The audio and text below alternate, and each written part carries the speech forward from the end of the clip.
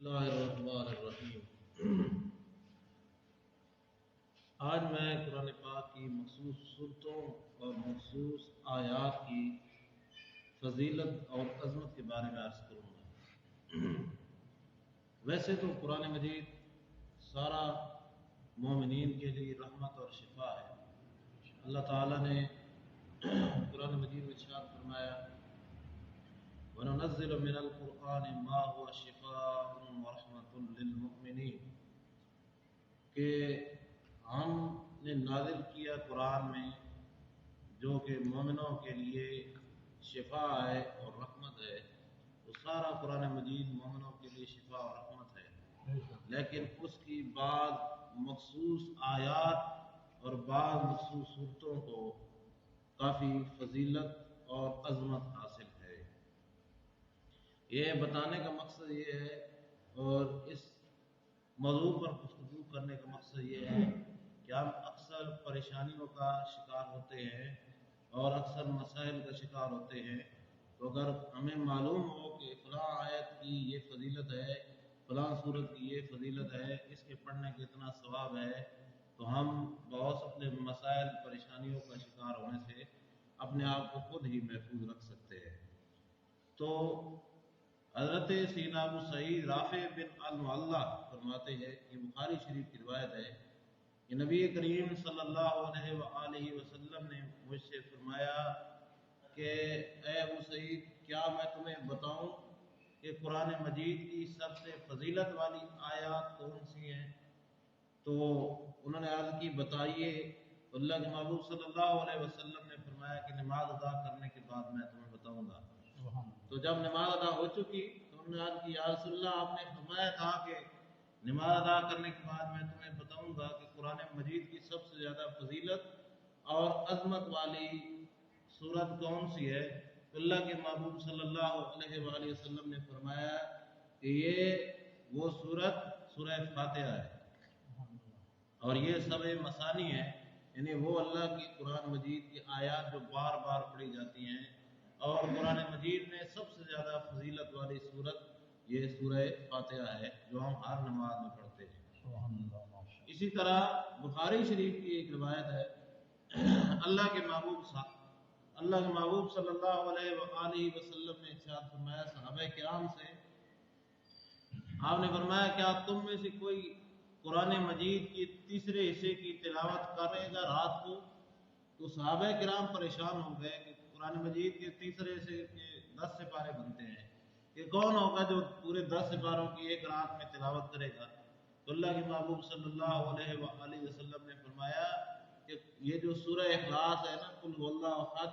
یہ 1/3 یعنی قرآن مجید کے تیسرے حصے کے برابر ہے۔ سبحان اللہ۔ جو ایک دفعہ اس کی تلاوت کرے گا تو گویا اس نے قرآن مجید کے تیسرے حصے کو تلاوت کر لیا۔ تو اللہ کے محبوب صلی اللہ علیہ وآلہ وسلم کے سامنے ایک صحابی کا ذکر کیا گیا، یہ بھی بخاری شریف کی روایت ہے کہ وہ اکثر سورہ اخلاص پڑھتے ہیں، اکثر سورہ اخلاص پڑھتے رہتے ہیں۔ تو اللہ کے محبوب صلی اللہ علیہ وآلہ وسلم نے فرمایا کہ اللہ کی قسم یہ سورہ اخلاص جو ہے 1/3 قرآن کی تلاوت کے برابر ہے، یعنی اس کو ایک بار پڑھنا قرآن مجید کے تیسرے حصے یعنی 10 سپاروں کی تلاوت کے برابر ہے۔ اور اسی طرح اللہ کے محبوب صلی اللہ علیہ وآلہ وسلم سے یہ بھی بخاری کی روایت ہے، ایک صحابی نے عرض کیا کہ مجھے سورہ اخلاص سے محبت ہے، سورہ اخلاص سے محبت ہے۔ تو اللہ کے محبوب صلی اللہ علیہ وآلہ وسلم نے ان سے فرمایا کہ یہ محبت تجھے جنت میں لے جانے کا سبب بنے گی۔ سورہ اخلاص چھوٹی سی سورت ہے، قل هو اللہ احد اللہ الصمد لم یلد ولم یولد ولم یکن لہ کفوا احد، یہ چھوٹی سی سورت اللہ کے محبوب صلی اللہ علیہ وآلہ وسلم نے فرمایا کہ یہ تجھے جنت میں لے جانے کا سبب بنے گی۔ تو قرآن مجید کی اب یہ اتنی مختصر سی صورت ہے، اس کی یہ اتنی فضیلت اور عظمت کیوں ہے؟ اس لیے علماء کرام یہ فرماتے ہیں کہ قرآن مجید جن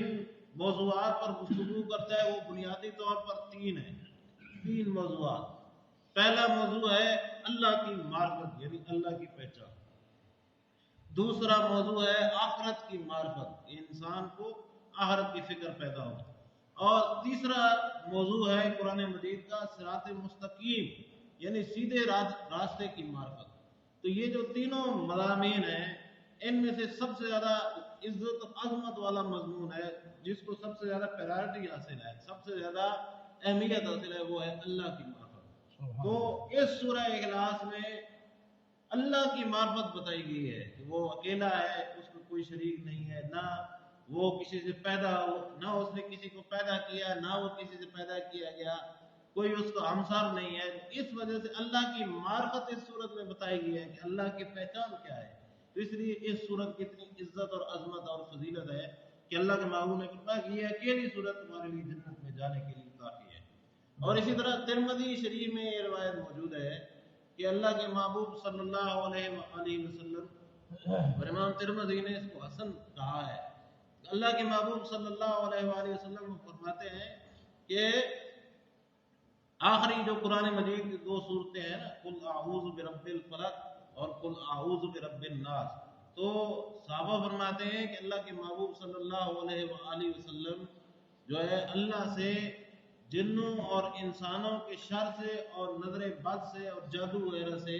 پناہ مانگا کرتے تھے۔ اللہ کے محبوب صلی اللہ علیہ وآلہ وسلم جنوں اور انسانوں کے شر سے، نظر بد سے اور جادو سے پناہ مانگا کرتے تھے۔